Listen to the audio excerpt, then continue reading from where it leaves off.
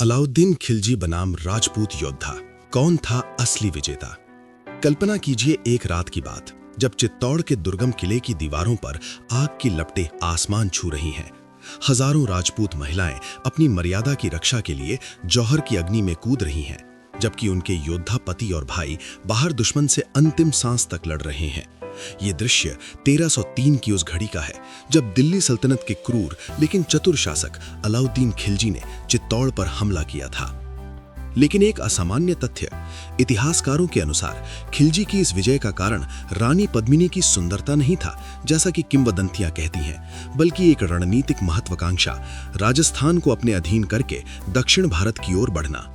क्या खिलजी असली विजेता थे जिन्होंने साम्राज्य फैलाया, या राजपूत योद्धा जिनकी वीरता आज भी गाथाओं में जीवित है? आइए इस संघर्ष की गहराई में उतरें, जहां युद्ध सिर्फ तलवारों का नहीं बल्कि सम्मान, विश्वासघात और साहस का था। ये कहानी आपको शुरू से अंत तक बांधे रखेगी, क्योंकि इसमें छिपे हैं कुछ ऐसे अनोखे तथ्य जो शायद आपने कभी नहीं सुने। अलाउद्दीन खिलजी का उदय, एक महत्वाकांक्षी योद्धा की कहानी।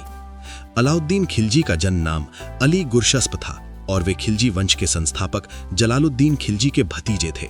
1296 में उन्होंने अपने चाचा की हत्या करके दिल्ली की गद्दी हासिल की, एक ऐसा विश्वासघात जो उनकी महत्वाकांक्षा का प्रतीक बन गया। लेकिन क्या आप जानते हैं कि खिलजी को दुनिया का दूसरा सिकंदर बनने का सपना था? इतिहासकारों के अनुसार उन्होंने खुद को अलेक्जेंडर सानी कहलवाया और ऐसे सिक्के भी जारी किए। उनकी सेना में तुर्क, अफगान और मंगोल सैनिक शामिल थे जो घुड़सवार युद्ध में माहिर थे। खिलजी ने न केवल राजपूतों से लड़ा बल्कि मंगोल आक्रमणों को भी कई बार रोका, जैसे 1297-98 में जारण मंजूर की लड़ाई, 1299 में किली का युद्ध और 1303 में दिल्ली की रक्षा। ये विजयें उन्हें राजपूत अभियानों के लिए मजबूत आधार देती थीं। खिलजी की रणनीति अनोखी थी। वे बाजार सुधारों से सेना को मजबूत बनाते थे। उन्होंने कीमतों पर नियंत्रण लगाया, जासूसी तंत्र विकसित किया और अमीरों की संपत्ति जब्त करके विद्रोह रोके।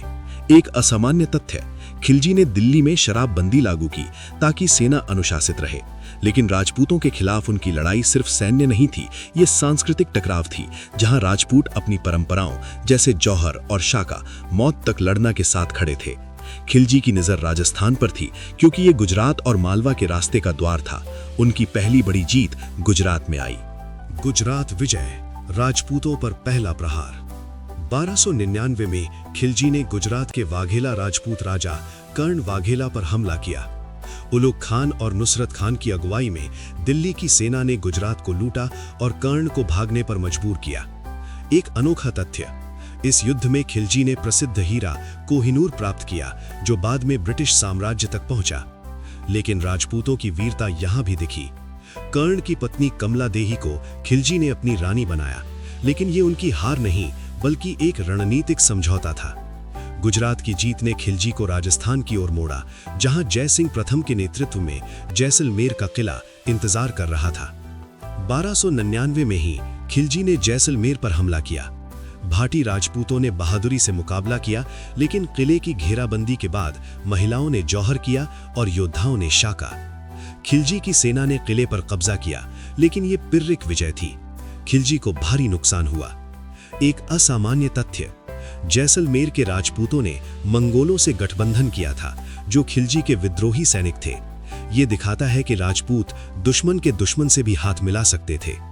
गुजरात और जैसलमेर की जीत ने खिलजी को आत्मविश्वास दिया और अब निशाने पर था रणथंबोर। रणथंबोर की घेराबंदी, विश्वासघात और वीरता का मिश्रण। 1301 का रणथंबोर युद्ध खिलजी राजपूत संघर्ष का टर्निंग पॉइंट था। यहां जहामान राजा हम्मीर देवा शासक थे, जिन्होंने खिलजी के विद्रोही मंगोलों मोहम्मद शाह और केहब्रू को शरण दी। खिलजी ने उलुग खान और नुसरत खान को भेजा, लेकिन राजपूतों ने शुरुआत में जीत हासिल की। एक लड़ाई में नुसरत खान मारा गया और राजपूतों ने दिल्ली की सेना को पीछे धकेला, लेकिन खिलजी खुद आए और घेराबंदी लंबी चली। अनोखा तथ्य, इस युद्ध में विश्वासघात की बाढ़ आई। हम्मीर के भाई भोजा ने खिलजी से मिलकर किले की कमजोरियां बताईं।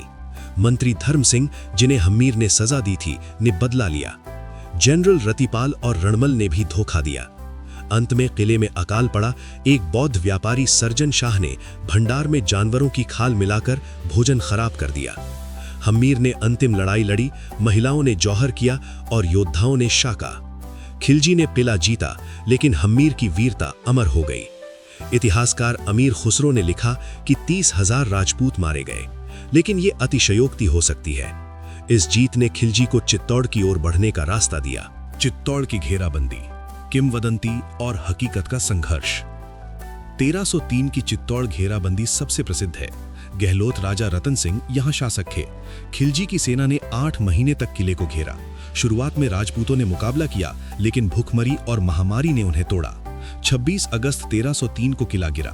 अमीर खुसरो के अनुसार 30,000 हिंदू मारे गए। महिलाओं ने जौहर किया। एक अनोखा तथ्य, ये पहला जौहर था जिसका वर्णन फारसी में मिलता है।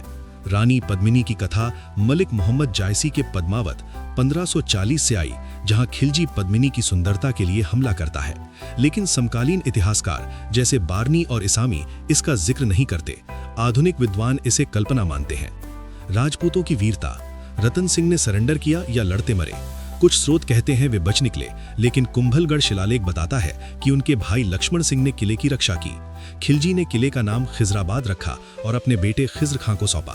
लेकिन एक असामान्य तथ्य, चित्तौड़ पर नियंत्रण ज्यादा दिन नहीं रहा। 1320 के दशक में सिसोदिया राणा हम्मीर सिंह ने इसे वापस जीता, जो तुगलक काल में हुआ। ये दिखाता है कि राजपूत कभी हारे नहीं, वे पुनर्जीवित होते रहे। मालवा, सिवाना और जालौर, राजपूत प्रतिरोध की अंतिम कड़ियां। 1305 में खिलजी ने मालवा पर हमला किया। परमार राजा महलक देव को हराया गया। यहां राजपूतों ने गुरिल्ला युद्ध लड़ा, लेकिन खिलजी की सेना ने जीत हासिल की। 1308 में सिवाना की घेराबंदी। चहमान राजा सीतल देव ने लंबा मुकाबला किया, लेकिन खिलजी खुद आए और किला गिरा। एक अनोखा तथ्य, सिवाना के बाद खिलजी के जनरलों ने जालौर पर छापे मारे, जहां कन्हड़ देव ने प्रतिरोध किया। 1311 में जालौर की लड़ाई, मलिक कमालुद्दीन गुर्ग ने किला जीता और कन्हड़ देव मारा गया। ये विजय खिलजी को दक्षिण की ओर ले गईं, देवगिरी, वारंगल और होयसल। लेकिन राजपूतों की कहानियां यहाँ भी वीरता की हैं। उन्होंने कभी सरेंडर नहीं किया, बल्कि मौत चुनी। राजपूत योद्धाओं की रणनीति और वीरता, असामान्य तथ्य। राजपूत योद्धा तलवारबाजी और घुड़सवारी में माहिर थे। वे शाका करते थे, सफेद कपड़े पहनकर मौत तक लड़ना। जौहर उनकी महिलाओं की बहादुरी का प्रतीक था। एक असामान्य तथ्य, रणथंभौर में राजपूतों ने मंगोलों से गठबंधन किया, जो खिलजी के दुश्मन थे। चित्तौड़ में रतन सिंह ने खिलजी को आईने में पद्मिनी का प्रतिबिंब दिखाया, किंवदंती के अनुसार, लेकिन हकीकत में ये रणनीतिक चाल थी। राजपूतों ने पहाड़ी किलों का फायदा उठाया, लेकिन खिलजी की तोपें, मंजनीक और घेराबंदी ने उन्हें हराया। फिर भी उनकी वीरता ने खिलजी को भारी नुकसान दिया। कई जनरल मारे गए। कौन था असली विजेता? एक बहस। सैन्य दृष्टि से खिलजी विजेता थे। उन्होंने राजस्थान को जीता, साम्राज्य फैलाया और मंगोलों को रोका। उनका साम्राज्य अफगानिस्तान से दक्षिण भारत तक फैला। लेकिन राजपूतों की विरासत? वे कभी गुलाम नहीं बने। उनकी गाथाएं जैसे हम्मीर महाकाव्य आज भी जीवित है। एक अनोखा तथ्य, खिलजी की मौत के बाद उनका साम्राज्य बिखरा, जबकि राजपूतों ने चित्तौड़ वापस जीता। सांस्कृतिक रूप से राजपूत विजेता थे। उनकी वीरता ने हिंदू प्रतिरोध को प्रेरित किया। खिलजी क्रूर थे, लेकिन कुशल प्रशासक। राजपूत साहसी, लेकिन संगठित नहीं। असली विजेता इतिहास है, जो दोनों की कहानी बताता है। ये संघर्ष सिर्फ युद्ध नहीं, बल्कि सभ्यताओं का टकराव था। खिलजी की महत्वाकांक्षा और राजपूतों की वीरता ने भारत के इतिहास को आकार दिया। क्या आप सहमत हैं कि राजपूतों की आत्मा कभी नहीं हारी? आज के लिए बस इतना ही। अगर वीडियो पसंद आई तो कमेंट करके बताएं और इसे लाइक करें और शेयर करें। आपने चैनल सब्सक्राइब नहीं किया है तो अभी सब्सक्राइब करें और बेल आइकन प्रेस करें। फिर मिलते हैं अगले वीडियो में।